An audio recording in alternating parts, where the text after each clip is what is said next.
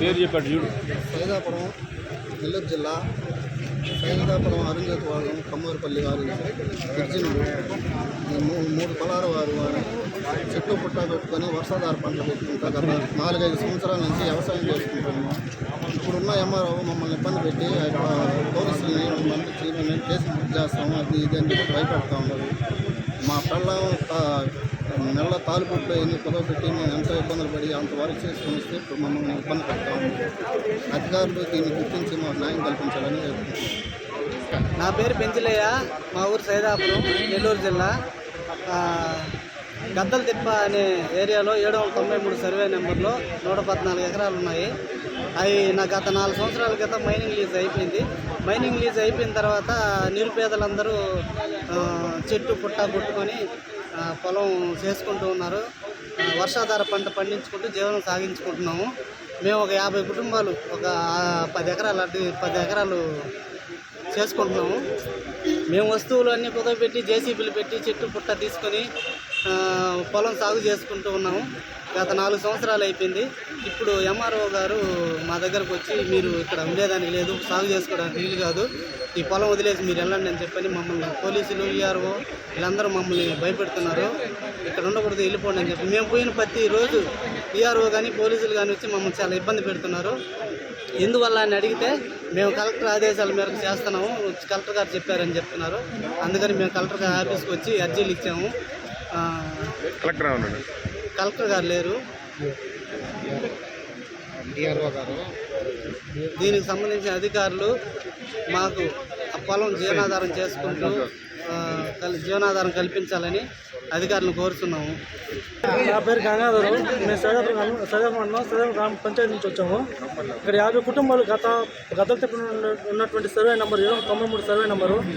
అక్కడ మధుర తోట పక్కన ఉన్నటువంటి 10 ఎకరాలు మేము ఆక్రమంగా సాగు చేసుకుంటుంటే ఆ ఎంఆర్ఓ గారికి ఆ విషయం తెలిసిన తర్వాత విఆర్ఓ గారు వచ్చి అక్కడికి వచ్చి ఇది మీరు సాగు చేసేందుకు లేదు, ఇది కలెక్టర్ గారి ఆదేశాల మేరకు మేము వచ్చి ఇక్కడ ఆపడం జరుగుతుంది అని చెప్పారు.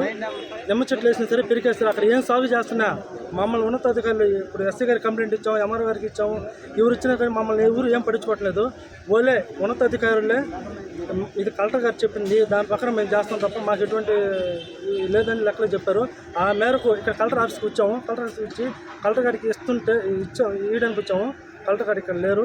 డిఆర్ఓ గారికి ఇచ్చాము. డిఆర్ఓ గారికి ఇచ్చిన తర్వాత ఆ సార్ మనకు చెప్పిన విషయం ఏంటంటే ఇది మైన్ లీజ్ ఉంది కదా, దాన్ని చూసుకొని తగిన చర్యలు చేసుకొని వాళ్ళకి ఇంటిమేషన్ ఇస్తామని చెప్పారు. అంతకని ఏం చెప్పారు.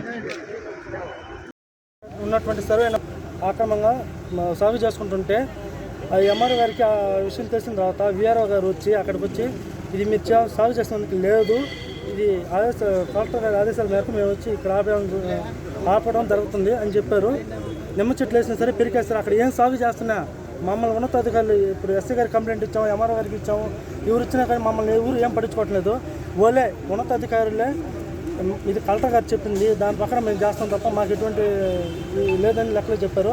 ఆ మేరకు ఇక్కడ కలెక్టర్ ఆఫీస్కి వచ్చాము. కలెక్టర్ ఆఫీస్కి వచ్చి కలెక్టర్ గారికి ఇవ్వడానికి వచ్చాము. కలెక్టర్ గారు ఇక్కడ లేరు.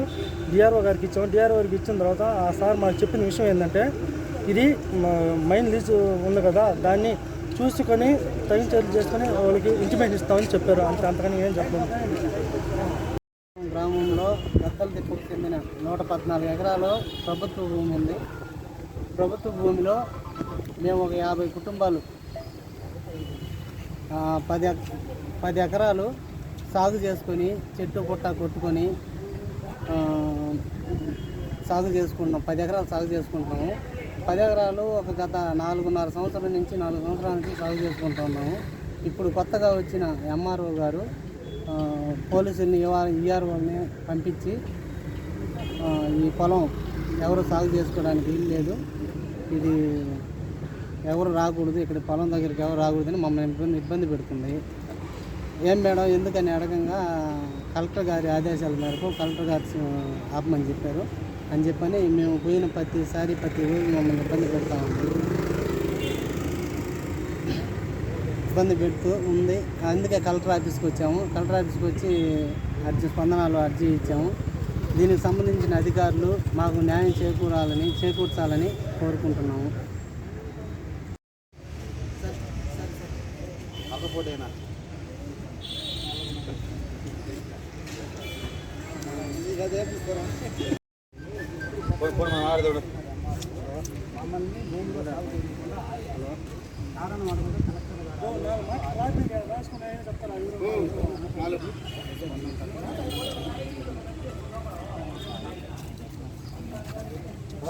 నిదానంగా చెప్తాను.